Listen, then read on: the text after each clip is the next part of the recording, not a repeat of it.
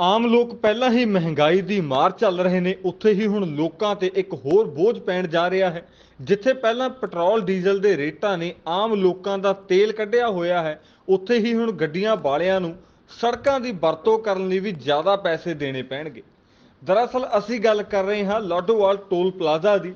ਦੱਸ ਦਈਏ ਕਿ ਨੈਸ਼ਨਲ ਹਾਈਵੇ ਤੇ ਸਥਿਤ ਲਾਡੋਵਾਲ ਟੋਲ ਪਲਾਜ਼ਾ ਤੇ 1 ਸਤੰਬਰ ਤੋਂ ਟੋਲ ਰੇਟਾਂ 'ਚ ਵਾਧਾ ਕੀਤਾ ਜਾ ਰਿਹਾ ਹੈ, ਜਿਸ ਨਾਲ ਜਨਤਾ ਤੇ ਬੋਝ ਵਧੇਗਾ। ਲਾਡੋਵਾਲ ਟੋਲ ਪਲਾਜ਼ਾ ਤੇ ਰੋਜ਼ਾਨਾ ਹਜ਼ਾਰਾਂ ਦੀ ਗਿਣਤੀ 'ਚ ਵਾਹਨ ਆਉਂਦੇ ਜਾਂਦੇ ਨੇ ਅਤੇ ਹੁਣ ਟੋਲ ਰੇਟ 'ਚ ਵਾਧੇ ਕਾਰਨ ਲੋਕਾਂ ਨੂੰ ਫਿਰ ਆਪਣੀ ਜੇਬ ਢਿੱਲੀ ਕਰਨੀ ਪਏਗੀ।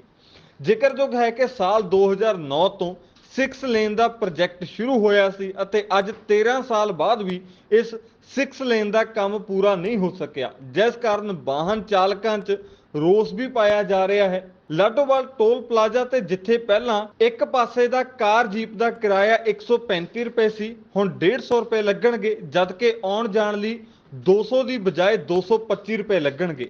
ਮਹੀਨੇ ਦੇ ਪਾਸ ਲਈ 3985 ਰੁਪਏ ਦੀ ਬਜਾਏ 4505 ਰੁਪਏ ਲੱਗਣਗੇ।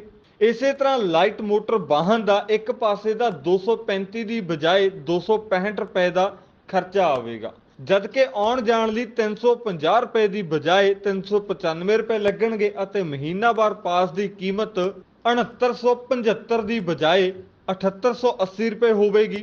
ਇਸੇ ਤਰ੍ਹਾਂ ਪਹਿਲਾਂ ਬੱਸ ਟਰੱਕ ਦੀ ਇੱਕ ਸਾਈਡ ਦੀ ਪਰਚੀ 465 ਰੁਪਏ ਬਣਦੀ ਸੀ, ਹੁਣ 525 ਰੁਪਏ ਲੱਗਣਗੇ ਅਤੇ ਆਉਣ ਜਾਣ ਲਈ 700 ਦੀ ਥਾਂ 790 ਰੁਪਏ ਵਸੂਲੇ ਜਾਣਗੇ ਅਤੇ ਮਹੀਨਾਵਾਰ ਪਾਸ 13,955 ਦੀ ਥਾਂ 15,765 ਰੁਪਏ ਦਾ ਹੋਵੇਗਾ। ਇਸ ਦੇ ਨਾਲ ਹੀ ਮਲਟੀ ਐਕਸਲ ਗੱਡੀਆਂ ਦੀ, ਜਿਨ੍ਹਾਂ ਦੀ ਪਹਿਲਾਂ ਇੱਕ ਪਾਸੇ ਦੀ 750 ਰੁਪਏ ਦੀ ਪਰਚੀ ਹੁੰਦੀ ਸੀ, ਉਹਨਾਂ ਦਾ ਨਵਾਂ ਰੇਟ 845 ਰੁਪਏ ਹੋਵੇਗਾ ਅਤੇ ਆਉਣ ਜਾਣ ਲਈ ਪਹਿਲਾਂ 1120 ਰੁਪਏ ਦੇਣੇ ਪੈਂਦੇ ਸੀ, ਹੁਣ 1265 ਰੁਪਏ ਦੇਣੇ ਪੈਣਗੇ। ਇਸ ਦੇ ਨਾਲ ਹੀ ਉਹਨਾਂ ਦਾ ਮਹੀਨਾਵਾਰ ਪਾਸ ਜੋ 22,420 ਰੁਪਏ ਵਿੱਚ ਬਣਦਾ ਸੀ, ਹੁਣ ਇਸ ਨੂੰ 25,335 ਰੁਪਏ ਵਿੱਚ ਬਣਾਇਆ ਜਾਵੇਗਾ। ਇਹ ਸਾਰੀਆਂ ਦਰਾਂ 31 ਅਗਸਤ ਦੀ ਅੱਧੀ ਰਾਤ 12 ਵਜੇ ਤੋਂ ਲਾਗੂ ਹੋਣਗੀਆਂ। ਨਵੀਆਂ ਤੇ ਤਾਜ਼ਾ ਅਪਡੇਟਸ ਜਾਣਨ ਲਈ ਜੁੜੇ ਰਹੋ ਰੰਗਲਾ ਟੀਵੀ ਦੇ ਨਾਲ। ਆਮ ਲੋਕ ਪਹਿਲਾਂ ਹੀ ਮਹਿੰਗਾਈ ਦੀ ਮਾਰ ਚੱਲ ਰਹੇ ਨੇ, ਉੱਥੇ ਹੀ ਹੁਣ ਲੋਕਾਂ ਤੇ ਇੱਕ ਹੋਰ ਬੋਝ ਪੈਣ ਜਾ ਰਿਹਾ ਹੈ। ਜਿੱਥੇ ਪਹਿਲਾਂ ਪੈਟਰੋਲ ਡੀਜ਼ਲ ਦੇ ਰੇਟਾਂ ਨੇ ਆਮ ਲੋਕਾਂ ਦਾ ਤੇਲ ਕੱਢਿਆ ਹੋਇਆ ਹੈ, ਉੱਥੇ ਹੀ ਹੁਣ ਗੱਡੀਆਂ ਵਾਲਿਆਂ ਨੂੰ ਸੜਕਾਂ ਦੀ ਵਰਤੋਂ ਕਰਨ ਲਈ ਵੀ ਜ਼ਿਆਦਾ ਪੈਸੇ ਦੇਣੇ ਪੈਣਗੇ। ਦਰਅਸਲ ਅਸੀਂ ਗੱਲ ਕਰ ਰਹੇ ਹਾਂ ਲਾਡੋਵਾਲ ਟੋਲ ਪਲਾਜ਼ਾ ਦੀ। ਦੱਸ ਦਈਏ ਕਿ ਨੈਸ਼ਨਲ ਹਾਈਵੇ ਤੇ ਸਥਿਤ ਲਾਡੋਵਾਲ ਟੋਲ ਪਲਾਜ਼ਾ ਤੇ 1 ਸਤੰਬਰ ਤੋਂ ਟੋਲ ਰੇਟਾਂ 'ਚ ਵਾਧਾ ਕੀਤਾ ਜਾ ਰਿਹਾ ਹੈ, ਜਿਸ ਨਾਲ ਜਨਤਾ ਤੇ ਬੋਝ ਵਧੇਗਾ। ਲਾਡੋਵਾਲ ਟੋਲ ਪਲਾਜ਼ਾ ਤੇ ਰੋਜ਼ਾਨਾ ਹਜ਼ਾਰਾਂ ਦੀ ਗਿਣਤੀ 'ਚ ਵਾਹਨ ਆਉਂਦੇ ਜਾਂਦੇ ਨੇ ਅਤੇ ਹੁਣ ਟੋਲ ਰੇਟ 'ਚ ਵਾਧੇ ਕਾਰਨ ਲੋਕਾਂ ਨੂੰ ਫਿਰ ਆਪਣੀ ਜੇਬ ਢਿੱਲੀ ਕਰਨੀ ਪਏਗੀ।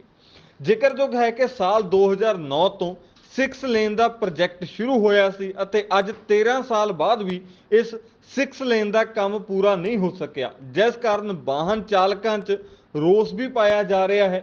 ਲਾਡੋਵਾਲ ਟੋਲ ਪਲਾਜ਼ਾ ਤੇ ਜਿੱਥੇ ਪਹਿਲਾਂ ਇੱਕ ਪਾਸੇ ਦਾ ਕਾਰ ਜੀਪ ਦਾ ਕਿਰਾਇਆ 135 ਰੁਪਏ ਸੀ, ਹੁਣ 150 ਰੁਪਏ ਲੱਗਣਗੇ, ਜਦਕਿ ਆਉਣ ਜਾਣ ਲਈ 200 ਦੀ ਬਜਾਏ 225 ਰੁਪਏ ਲੱਗਣਗੇ। ਮਹੀਨੇ ਦੇ ਪਾਸ ਲਈ 3985 ਰੁਪਏ ਦੀ ਬਜਾਏ 4505 ਰੁਪਏ ਲੱਗਣਗੇ। ਇਸੇ ਤਰ੍ਹਾਂ ਲਾਈਟ ਮੋਟਰ ਵਾਹਨ ਦਾ ਇੱਕ ਪਾਸੇ ਦਾ 235 ਦੀ ਬਜਾਏ 265 ਰੁਪਏ ਦਾ ਖਰਚਾ ਆਵੇਗਾ, ਜਦਕਿ ਆਉਣ ਜਾਣ ਲਈ 350 ਰੁਪਏ ਦੀ ਬਜਾਏ 395 ਰੁਪਏ ਲੱਗਣਗੇ ਅਤੇ ਮਹੀਨਾਵਾਰ ਪਾਸ ਦੀ ਕੀਮਤ 6975 ਦੀ ਬਜਾਏ 7880 ਰੁਪਏ ਹੋਵੇਗੀ। ਇਸੇ ਤਰ੍ਹਾਂ ਪਹਿਲਾਂ ਬੱਸ ਟਰੱਕ ਦੀ ਇੱਕ ਸਾਈਡ ਦੀ ਪਰਚੀ 465 ਰੁਪਏ ਬਣਦੀ ਸੀ, ਹੁਣ 525 ਰੁਪਏ ਲੱਗਣਗੇ ਅਤੇ ਆਉਣ ਜਾਣ ਲਈ 700 ਦੀ ਥਾਂ 790 ਰੁਪਏ ਵਸੂਲੇ ਜਾਣਗੇ ਅਤੇ ਮਹੀਨਾਵਾਰ ਪਾਸ 13,955 ਦੀ ਥਾਂ 15,765 ਰੁਪਏ ਦਾ ਹੋਵੇਗਾ।